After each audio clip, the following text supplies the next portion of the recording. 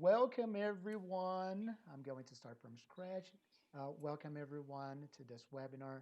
I hope everybody's okay. I'm so sorry for this technical glitch or technical inconvenience. Okay. I hope everybody's really okay. We're about to finish the year. So be strong, guys. Be very strong, teachers. We're getting there. This year will pass. The whole pandemic will pass. So we're going to have a live webinar with Professor Beatriz Fabro, who was generously helping me here find the solution to my mic here. We're going to have the beginning of this conversation. Beatriz is going to talk about um, the social and emotional skills in ESL. And we are also going to have a Q&A moment for that. But if you don't want to wait for the Q&A moment, you can use the chat box here, the place you've been all interacting, to ask her some questions. As she talks, I'm going to be taking very good care of the chat box, and I'm going to select some of her questions. The questions are basically the same. I'm going to group them together, and I'm going to pass your questions to Professor Beatriz Fabro when the Q&A moment starts. You don't have to ask questions if you just want to make some comments. I'm also going to be paying attention to that. So you can make comments, you can talk to us, interact to us with us as much as you want. We also have some special surprise, but we're not going to tell it till the end of this conversation, of this chat we're going to have in a minute. So stay with us. We do have a special surprise for you guys, okay? So without further ado, I know your guys are like crazy. Oh, I want to see Bia talk, not you, dude. So yes, Rudy. I know Rudy. Yes. I'm going to present Professor Beatriz. She's been teaching full-time for 13 years across language institutes, early childhood centers, and primary school. She holds a BA in education and a postgrad course in psychopedagogy, innovative educational practices, neurosciences and learning, and also bilingualism. She attended the University of Oxford's English language summer program and graduated with honors at Christ Church College, Raleigh or Raleigh. How do I pronounce that, Bia? Really. Raleigh. Raleigh House's course for teachers continuing education in 2012. Her ELT certifications include TKT for modules 1 to 3, CLIL, and Oxford's Teachers Academy. Nowadays, she is a positive discipline certified educator by the American Positive Discipline Association, educational consultant in social emotional learning, and she teaches first graders at a British school in São Paulo, Brazil. So without further ado, once again, Professor Beatriz Fabro. Good evening, everyone. I'm delighted and super happy to be here talking to all of you about this so important matter, the social emotional learning needs, and how we can address and effectively meet them in our profession, so in our ESL lessons, all right? So first, I'm going to start with some things that I experienced and talking to other teachers. And I put here some quotes on what we seek as language teachers. So we seek good spoken and written grammar. This is what we want. This is what we study for and what we plan for, and the results that are going to show what great teachers we all are. We seek speaking and debating skills. We want, and who hasn't ever dreamed with that very nice lesson with a topic and all the students engaged in debating and using their grammar and vocabulary. That's the dream lesson. We seek complete and solved exercises. We want their workbooks done and beautiful texts at the end of each lesson. We want them to use the language creatively, to work with songs and TV shows and movies. We want a high standard of pronunciation, and we want good spoken and written grammar. Those are the things we seek as language teachers. And throughout those past 13 years teaching across language institutes, early childhood centers, and primary school, I have been also seeking those things. So it is okay to seek those things. But today we are going to talk a little bit about what we miss. So while seeking and while pursuing those goals, we often miss the need of feeling safe to take risks and make mistakes. We often miss the importance of confidence in unknown situations and feedback and feed-forward skills, collaborative and respectful attitude, a sense of self-fulfillment, and a growth mindset.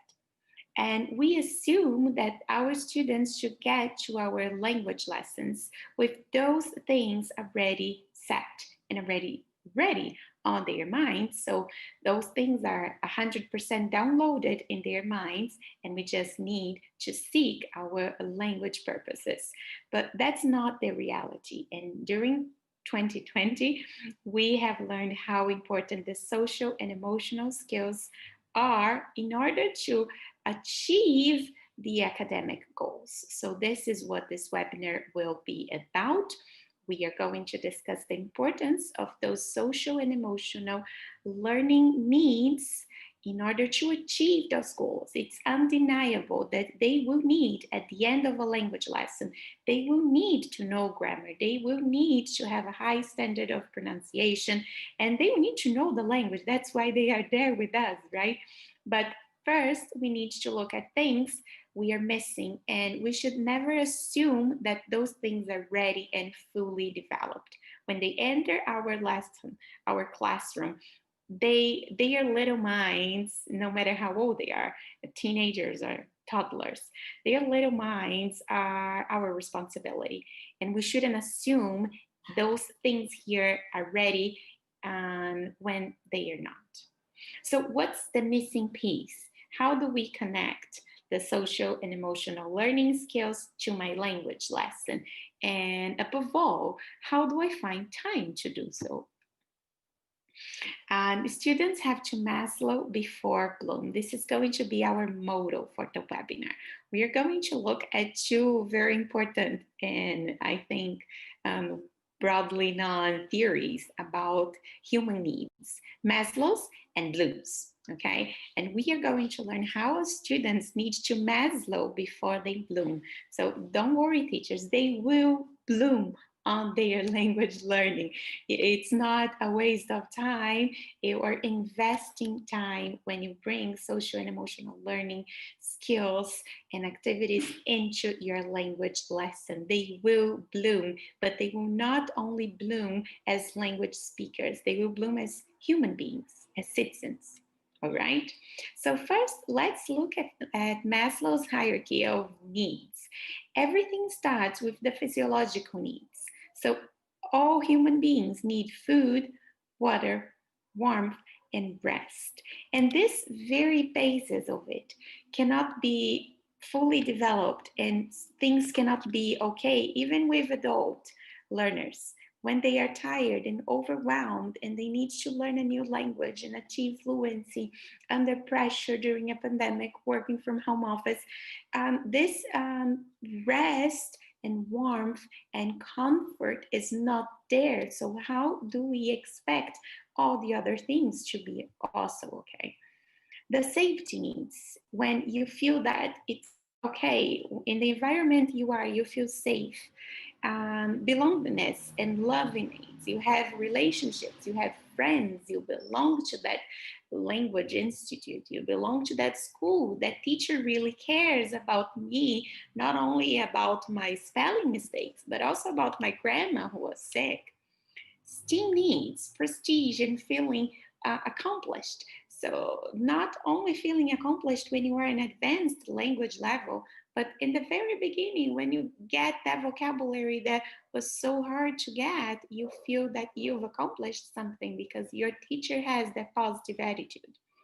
and achieving one's full potential, which is at the top of this system, including creative activities. So when we look at the top of this Maslow needs, we see the beginning of another pyramid, because sometimes as teachers, we start from the top.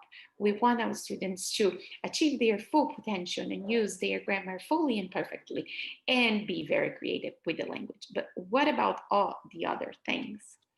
During our pandemic, we can now call it our own pandemic. We can hug her and accept our very own pandemic.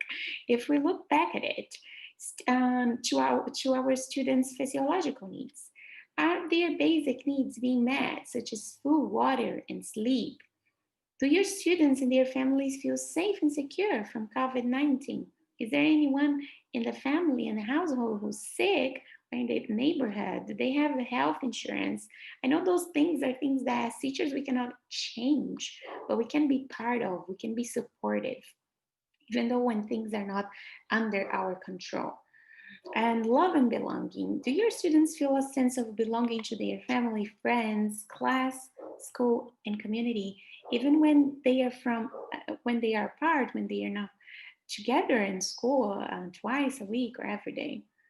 How's your students' self-esteem? Do they have the confidence to face challenges? And probably they don't. And as adults, sometimes we also do not have this confidence, but we have this grit to try, and we can carry them on with us.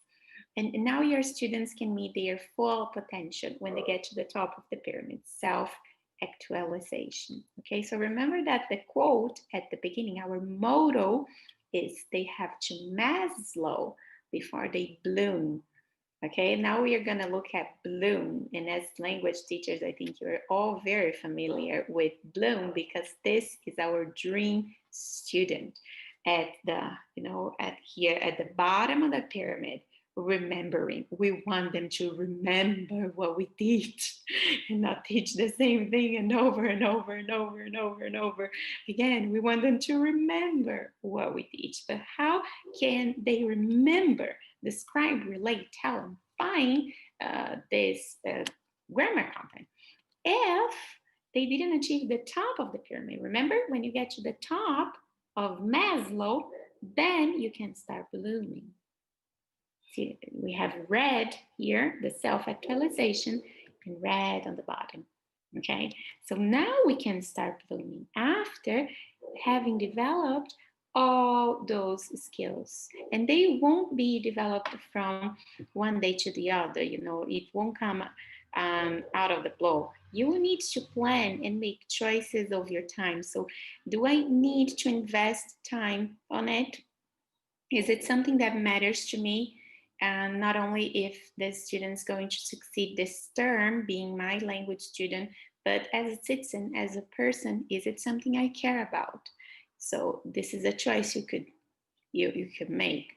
And then we have understanding, applying, analyzing, evaluating, and creating at the top of the second pyramid. Sometimes at that very first lessons in language institutes, we want students to create dialogues spontaneously. We want the top of the second pyramid when we haven't even gone through the first. Or in bilingual schools, and here I talk by experience, it's not, and I've been there as well.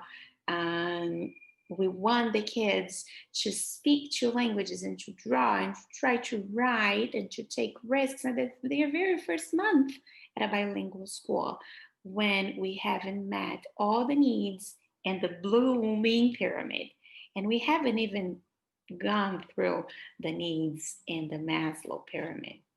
Okay, so how can we do it? Okay, Bia, now you put us on the spotlight. We are all with a big question mark on our foreheads. Okay, I got it, but how can I do it? And I understand when you tell me that you won't find time, that you have a curriculum to follow, that you have a workbook, that you have scheduled assessments, and your students need to score some points for the school, and I understand that because I've been there, I've been in the system, and I am in the school system. So I currently teach, and I know those challenges myself. But how? This is the alternative that has been working for me. We have Maslow, we have Bloom. We want to nurture. I really love this word, nurture. We need to nurture Maslow so we get to Bloom. And when we get to Bloom, we see our students going on and taking their wings and flying in language and as citizens. And what's the bridge? How do I go from one place to the other and back and forth? Because it's not a one-way road. You're going back and forth here. The positive discipline approach. And this is what I brought to discuss. And this is what I've been working with. It's called the positive discipline approach. And I'm going to talk just a little bit of how it happens in schools, all right? So the positive discipline approach is about the essential social and emotional learning skills. And we have 5 essential skills: self-awareness, self-management, responsible decision-making, relationship skills, and social awareness. If you think of any kind of classroom conflict you have ever experienced, you might see that conflict fitting in on one of those areas. So, oh, okay, that situation with Johnny was a relationship, a lack of relationship skills, or that big frustration that made Mary give up English. Yeah, it was a lack of self-management. So we can see when we learn how to see our students inside those 5 essential skills, we see them not as skills, but as learning goals, okay? So, and when we open a textbook and we see that for this term, the learning goal is the past tenses. Okay, this is the learning goal. When we open the book in your mind at the beginning of the term, look at those 5. Those are my learning goals. Communicate your expectations to your pupils and help them on the way. It's always very nice to start. We are almost at the end of a school year, but it's always very nice to start with a new group. Communicating and naming those skills. So those are the 5 skills we also going to develop. When I will share the responsibilities with you, I will ask you to participate, and we are going to discuss, we are going to make agreements. And when you use the social and emotional learning vocabulary, you build their awareness of how important it is, and it shouldn't be underestimated.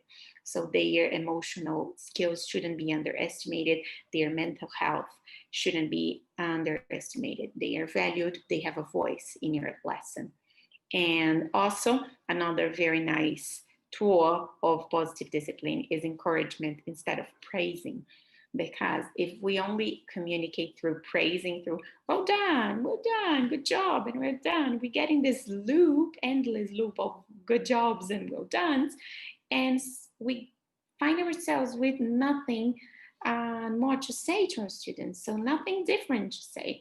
And wow, I appreciate the way you used that verb. I see that you were trying to use this expression, so you make it more personal. And there are 3 layers. You can see 3 layers embracing those 5 learning goals. And those 3 layers are classrooms, schools, homes, and communities. Okay, so we are going to talk about the 5 of them. The 3 of them: the classrooms, the schools, and the homes and communities. But it's very important to highlight the 5 again. With number 5 today, everything has to do with number 5.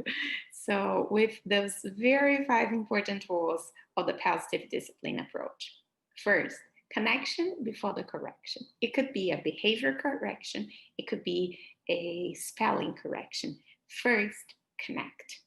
And we are going to learn, Rodi's going to talk to you at the end, but you are going to be empowered and you are going to learn several tools of how to effectively connect. Otherwise, your correction might not be as effective as you planned it to be. Second, the sense of belonging. If you build a strong sense of belonging with your students, in your classroom, you have a strong group. They want to belong there. They want to be there. They feel safe to make mistakes with that group because they belong there. It's like making a mistake with our family, with our closest family members at a Sunday lunch. That's okay. Everyone laughs, and then that's okay. You just carry on because you belong to that place. Third, firm but kind, especially when dealing with preteens and teens.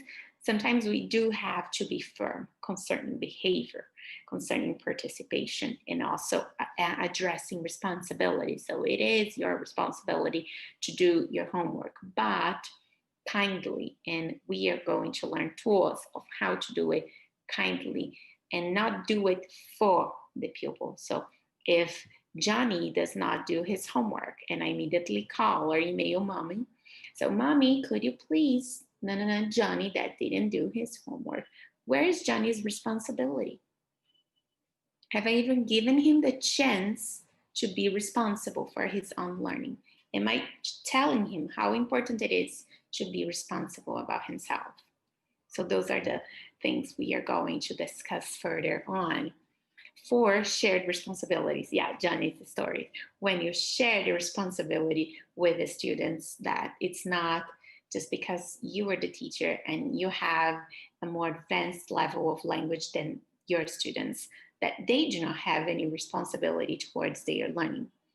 And last, encouragement instead of only praising. So those are the very important 5 tools of the positive discipline approach that Brody is going to tell you at the end of this webinar, and how you can be empowered to use them effectively. So we were talking about those 3 layers of the social and emotional learning, okay? So let's start with the biggest one, homes and communities. And how do we deal with that? How can I use those 5 strategies? Let's think, how can I use them all blended all together for homes and communities? First, validate the family expectation and their needs. And talk to them. What do you expect from this language course? Okay. And show them the reality. This is what is going to happen. This is your responsibility. This is the teacher's responsibility. This is how we work. Clarify learning objectives and possible outcomes. And always reach out. An email, a phone call, a note on a diary, but reach out. Show them that you are there. You care about their children. And their children are safe. They are learning on a safe environment from a very confident teacher, which is you.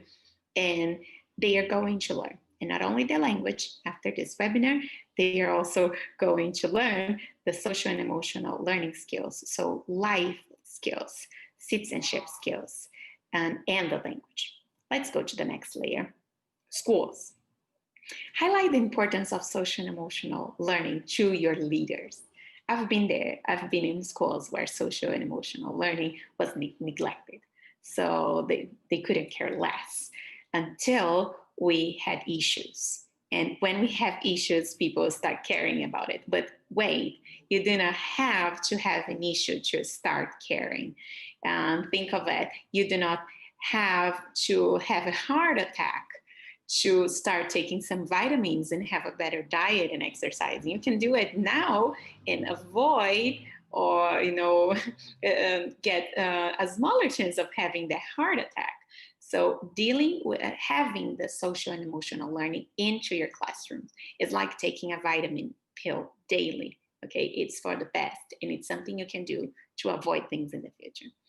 Another thing you can do in schools is effective communication skills across the staff. So you can start with the staff because sometimes it is the thickest barrier and around us. So you feel alone, and you don't have to feel alone. You can find a community of teachers, just like we are here tonight, that will support each other on bringing the social and emotional learning into language classrooms, even though we do not have time. I know some of you teach twice a week, 40 minutes a week only, or maybe once a week for an hour and a half, but find a group of teachers that can support you so you can start communicating this how important it is to your colleagues as well.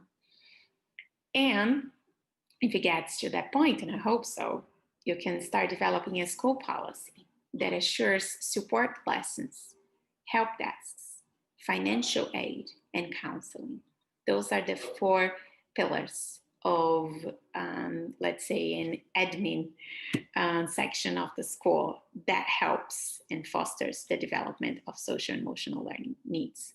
When we have support lessons and teachers are being paid and supported to offer those lessons, a help desk with teachers that are going to be friendly and will actually be there to help the kids, a financial aid policy so they feel safe in the school, so they know that in case something goes wrong, they can rely, they can count on that school. And also counseling, maybe a psychologist in school or a teacher that could be also a counselor in times of challenge.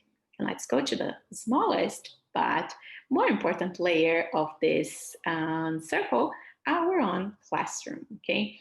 So balance the curriculum, balancing language and well-being. You can have mindfulness session, can bring the emotional vocabulary into your classroom. And you can have not so overwhelming corrections, something I used to do with my students. It was really nice. And I would get a piece of writing and I would highlight some things in blue. And I would tell them, okay, there is a pattern in everything that's in blue. Take it home with you. And then next class, you tell me what is the pattern of this mistake. Of course, there were other mistakes in that writing piece, but we were focusing only one. And I didn't tell them what it was. Like it was prepositions, for example. And everything was there in blue. So they had to take it home and observe and try to find the pattern to find out they were struggling with prepositions. This is what I mean by sharing responsibilities. Effective feedback. So firm but kind, and you can also address and design, if your learners are a little bit older, you can design learning goals. So when you address the feedback, you can design, okay, where do you want to be in 3 months? All right, how are you going to do it? And design learning targets, help them organize their learning and celebrate each step, even the smallest ones. Okay, so now we are going to answer some questions. By scanning this QR code on your screens, you're going to be taken to my Instagram where you can follow my work and you can learn more about positive discipline. I think now Rodi has some very nice information to tell you, and also I'll answer your questions.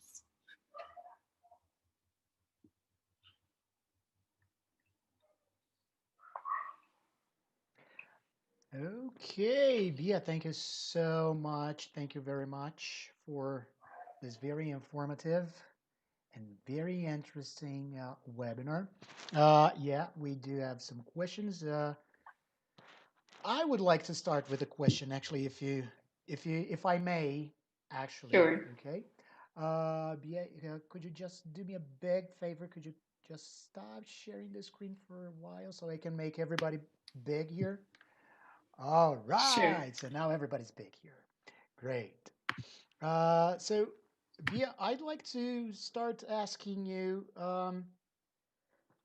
what are some tips that you can give us teachers to actually, because you were talking about balance, and balance is key in many aspects of life, actually. And of course, while we're teaching, it's not going to be any different. So, if we want to balance the time between curriculum and the development of social emotional learning skills, what are the tips that you can give us? Something practical I used to do is to have a warm up in my lesson. So let's say I have this group and I teach them twice a week for 45 minutes. And I get 5 to 7 minutes at the beginning of the lesson, and I have a little warm up with related to social and emotional learning and balance. So we could have a little mindfulness session in this 5 to 7 minutes. We could have an appreciation cycle. We could have a draw your goal, and then this was a nice activity we used to do. They had a post-it and they had to draw their learning target and put on the board, and the other friends had to relate which learning target belonged to each classmate so they could get to know each other better. We can have a feelings check-in, and at the end, if you want to get the last minutes of your lesson, you can have a meditation with them. You can have a wrap up. You can check the instructions. You can ask them to recap. If you were to teach this lesson in 1 minute, how would you teach us? And each one of them has to teach the lesson in 1 minute as a wrap up and a self management development. So, those are practical things I used to do, and they used to work with my language students on Language Yes. Institutes. All right. Nice. I have a comment from Lenora. Hi, Lenora. She has a reflection, a comment. The biggest challenge for ESL teachers is timing, right? Um, what about the tips about timing? How to manage time in this case? Yeah, timing is a challenge, and we should name it as a challenge and not deny the importance of it.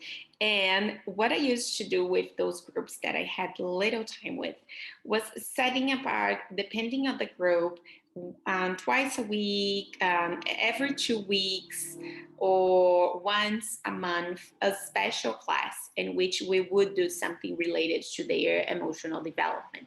So, with older students, we could decide what we were going to do, but every 2 weeks or at least once a month, we would have a curriculum break.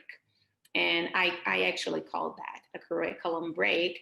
At that time, I had a school manager who agreed with me and who allowed me to have this curriculum break. And it was really interesting to have this time. And in another school that I worked, and I didn't have a very supportive manager, I did that warm up thing. So the very first minutes in the lesson or the last minutes, because the manager wouldn't allow me to have curriculum breaks, but I would have little breaks inside the lesson. Mhm. So we would just have a quicker speaking practice just to have the emotional learning addressed. So in both situations, both scenarios, we had to make some tough decisions. All right. And how important is the involvement of the parents? Because we do suffer a lot of pressure coming from parents, especially nowadays, because you said, oh, we do have some curriculum breaks in this case to manage time. Uh, and we do have, and you gave us a great example of how to work, how to deal with time when you are not backed up by a principal or a coordinator. What about parents that keep putting us against the wall? Um, how do we deal with that, and how important is their involvement in this process? For parents, where I would recommend, and what I do is to have parent meetings.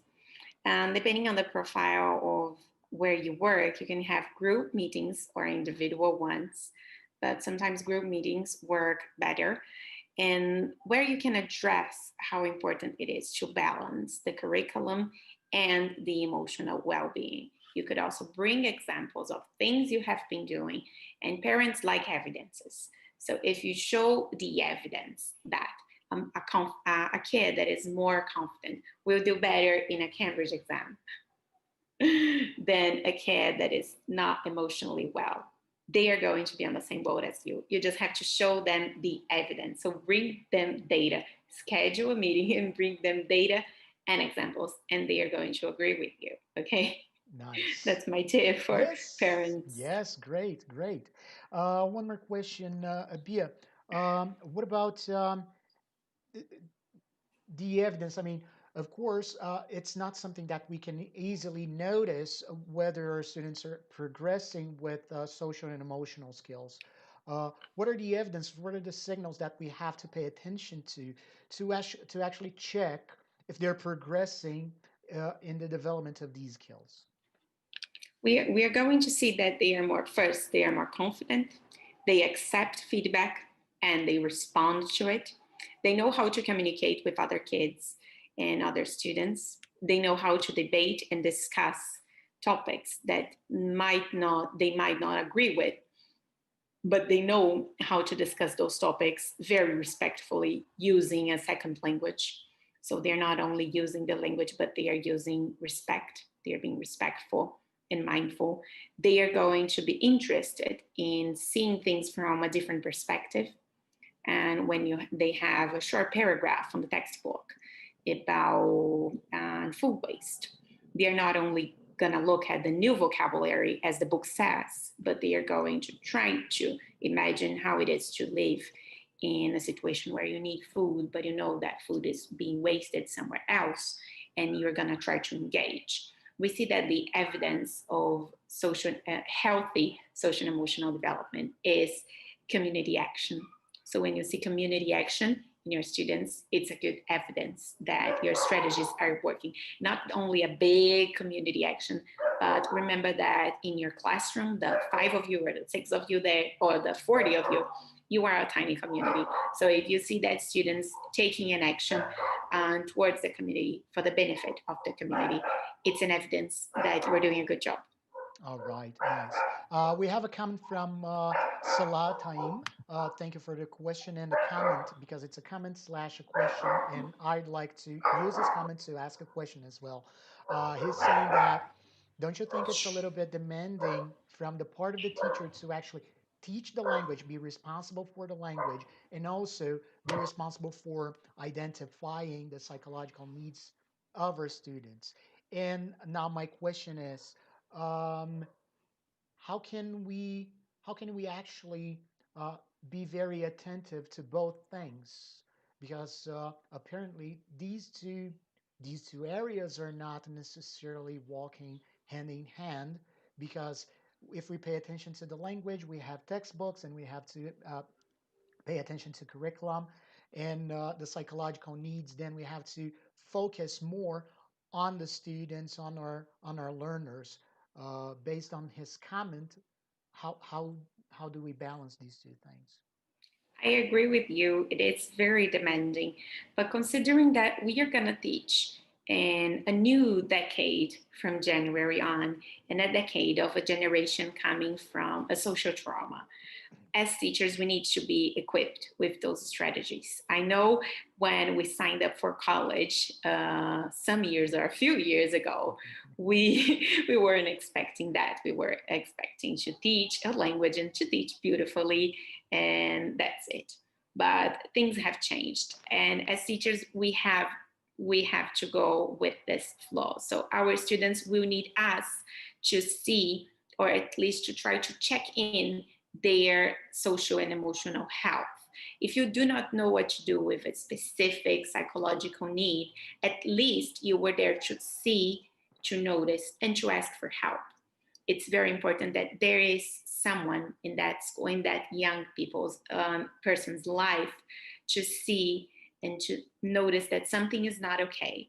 And if you think you are not the best person to help, you can ask for help, because that fragile pupil won't ask for help by himself or by herself. They will need you. And always keep in mind that we will start teaching next year in a society kind of coming out, but not so out of a social trauma. And it has been traumatic in many ways. Sometimes students won't mention, but they will have stories. They will bring stories of being locked in at home, stories of losing people, or stories of being depressed by not seeing, or by not doing things they love, or stories of just being so scared that they start doing crazy things, that's going to many parties just to feeling that emptiness and that depression, that sadness. So as teachers, it is something that I personally believe we should be equipped with. I know it's demanding, it is demanding, but it became part of our jobs. And not fully, we are not expected to be professional therapists, but we need to be at least equipped with strategies and knowledge, the basic knowledge to identify when something is definitely not okay, and ask for help. And above all, to avoid things and to have strategies, to bring strategies into our classroom to nurture a healthy emotional development, and not only identifying when things are not okay, but we can also work so they keep being okay. Nice, great tip, great tip. And I'd like to add something to another question to your answer. How important is the involvement of other teachers, teachers from different areas, different subjects? In because you said, well, if you're not very confident or comfortable dealing with the psychological needs from our students, then you ask for help. Do you think this the involvement of other teachers actually to have uh, teachers on the same page, like okay, so you're a history teacher, you're a geography teacher, you're a math teacher, but please can you help me deal with the psychological needs from our students, considering that uh, the same teachers, the language teacher and the math teacher teach the same group of learners. Do you think this is also important, and also to for the students to realize that it's okay to share? Sure. It's first, the students should feel comfortable about sharing.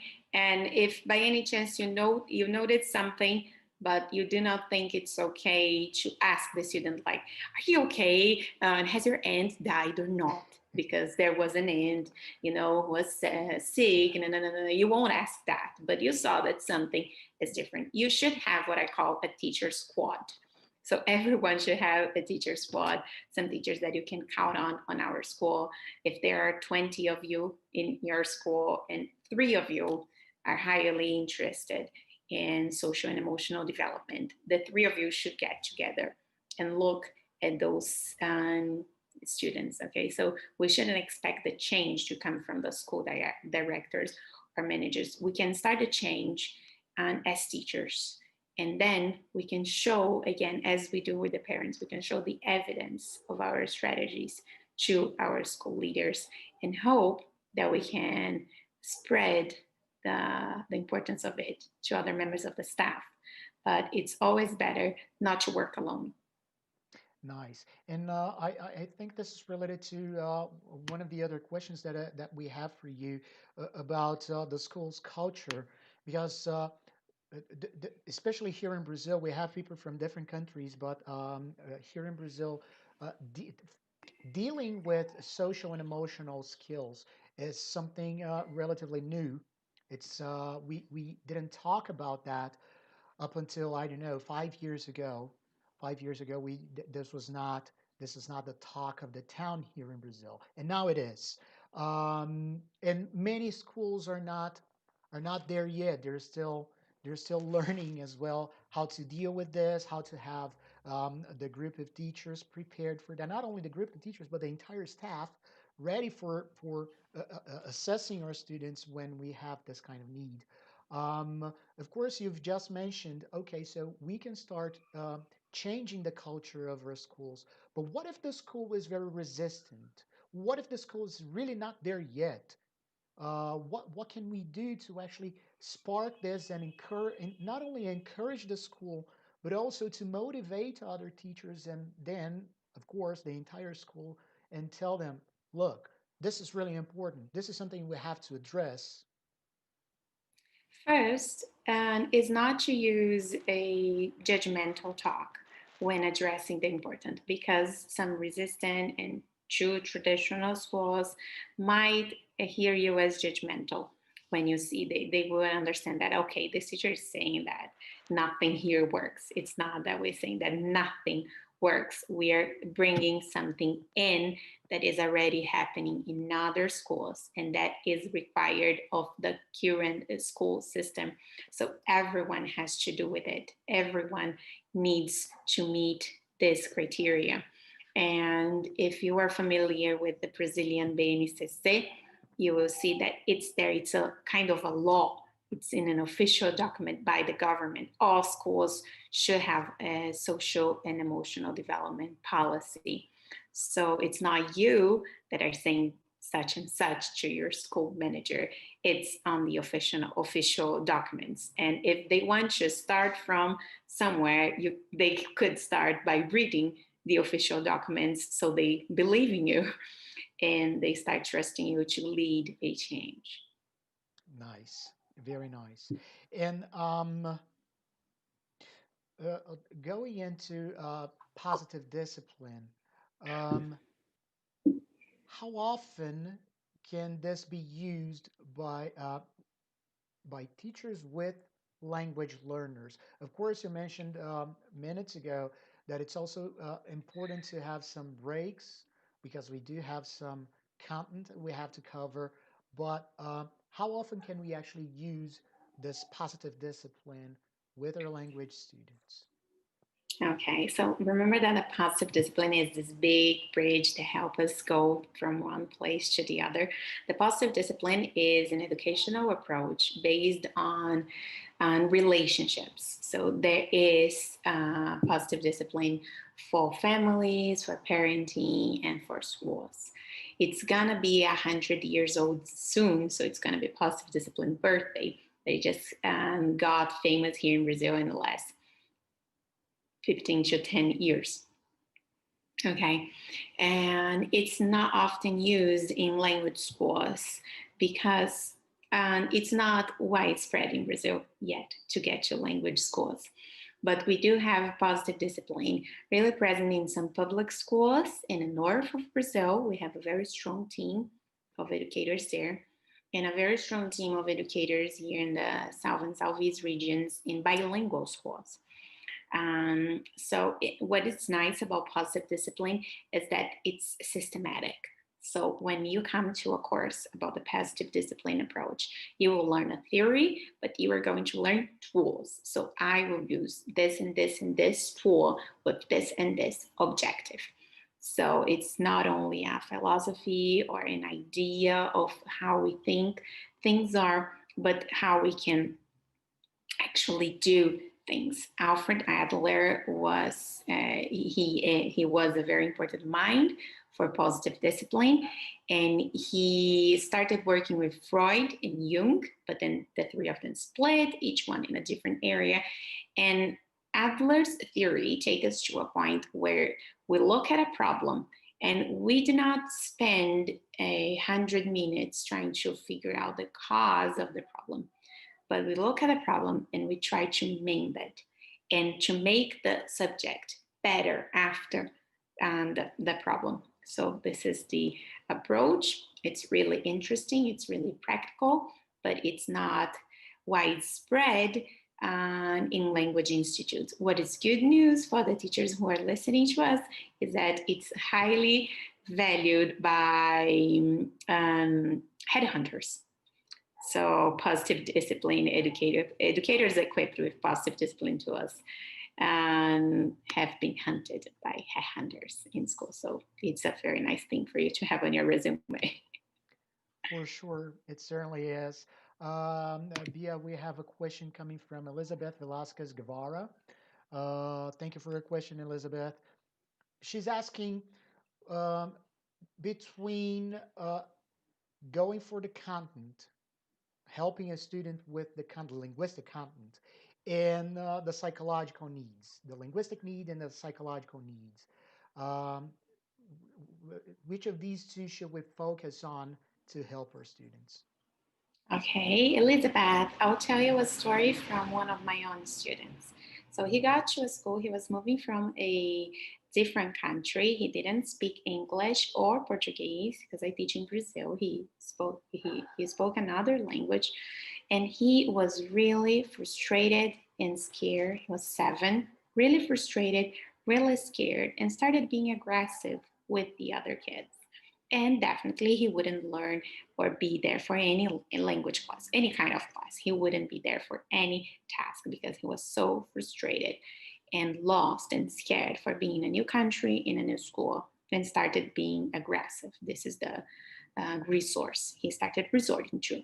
And our priority was to balance his emotional and his social and emotional skills before expecting language progress or any kind of academic progress, because he was clearly a big mess. His mind was clearly a big mess. For that specific students, I asked the parents for professional support, for a psychologist or a therapist. They said no.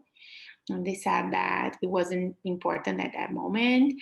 But then it started impacting his academic progress. And when I showed them that that situation, he was being aggressive. He stopped being aggressive with the other kids at some point, but then he started being aggressive with himself and hurting himself. And when we started showing the impact on the academic learning, then we raised that red flag, and parents started to be on board with us that we should prioritize his social and emotional learning needs. And we got him into individual sessions with the teacher, because I had a co teacher, and in which she would only talk about feelings with him. We would have games and read aloud stories, drawings. He loved soccer, so he would have some free time to play and relax in order to, we call it an emotional check-in early in the morning. This would happen before the school day started. So an emotional check-in at the first 15 minutes privately with the teacher to balance the feelings and check the expectations, revise the behavior expectations and the aggressions, and for the rest of the aggressions that shouldn't happen for the rest of the day. And as we started doing that, his um, academic results started to launch. He wouldn't, when he started in school, it was first grade, he wouldn't write a single word in his mother language or in English. And now he finished some years ago first grade, and he could read, he could write, and he was much calmer. Of course, he was still very intense, but a good intense and very participative and feeling part of that group. Another important thing with those kids with emotional issues is not to have them on the spotlight and to avoid bullying. All right. We also have actually, it's not actually, it's a question, but it's going back from to what you were talking a couple of minutes ago when you said it's important to show parents to show the results. Like, okay, so when we when we want to see how our students have progressed with their social and emotional skills. Um, what kind of results? That's what Juliet and Elizabeth are asking you. What are the results that we have to show everyone that, hey, look, you've been progressing because you've been doing this, this, and that, or because you've done this, this, and that. What I used to keep was an ABC chart. It is a code for behavior. So what happened, which was the behavior, which was the outcome, and to share with the parents the progression of events in this ABC chart. So at the first day of school, when Johnny was asked a question in English, he would throw his notebook on the floor, and the outcome was running away from the classroom. Now, 3 months after that, when he's asked a question in English, he asks a friend to translate it, and he answers it in his mother language. Now, 6 months, he tries to understand and he tries to answer in English. So you have to keep a register, especially when you have those kids with very specific needs. It's very nice to keep track of their progression and to communicate the importance of their emotional progression as their academic progression. So communicating both as equally important is essential for parents and school leaders to be on board with you. Nice. And is it possible to be formative as well? Let me talk about a process. Uh, it, it, it, in my mind, I think, okay, so if you talk about a process, if we're talking about a process, we have to keep track of every single step, every single class. So at the end of a specific period, at a certain point, we'll have to put this data together and actually show the results. Like, look, that's these are your steps. This is your performance throughout 30 days. I don't know, because Elizabeth also said she's from Peru, and she said that she has to show results after every single class. Is it possible to be formative as well? The social and emotional process and the progress. Is it possible to be formative? Sure, it's totally formative. And I know that you have results and numbers to show about the content areas, Elizabeth. And what you could do is to keep record of both things. And so you have means for a comparison. If you look at January, the social and emotional chart was like this, and those were the academic numbers. If we look at May, we had this and this. If we look at October, we have this and this, and you will see a direct influence of the emotional growth in the academic numbers. I know you have to show your numbers, and it's very important that you have them. You have to show them and share them honestly with the parents, but as also addressing how the emotional health is impacting those numbers and the things we can do to help the numbers improve, not just because they are important numbers, but also because there is a little brain, there is a little child there that should develop this healthy emotional skills. Oh, Okay? all right. Okay. Um, of course, we're all language teachers here, and I think the $1 million question here is how can social and emotional learning skills affect language learning? More especially, second language learning. Yeah. It affects directly. It has, when you learn a second language, the amount of confidence and safety and trust in yourself that you have is like anything else in your life since you were a child. There is a book that I really like. It's called Educating Second Language Children. And in this book, I learned many things about how important it is for them to feel safe and to feel loved, to feel heard, so they can communicate in that language. Because when you use the language to communicate to another person, you have to belong to that identity. So you do not speak English because my mom sent me to the English course, but you speak English because somehow it became part of your identity. And this is so deep, the fact that you achieve fluency when the second language becomes part of your identity. So we all expect fluency, and parents enroll their children in our courses, in our lessons, to achieve fluency. But the root of everything is that they will only achieve fluency. And there is a very small rate of really fluent and proficient people in Brazil in English, because we will only achieve that proficiency and fluency if it's part of our identity. And the root of everything is in the social and emotional learning. Nice, very nice. As I normally say, time flies when we have fun, right? And Yeah. time flew. So I'd like to thank you, Professor Bia or Beatriz Fabro.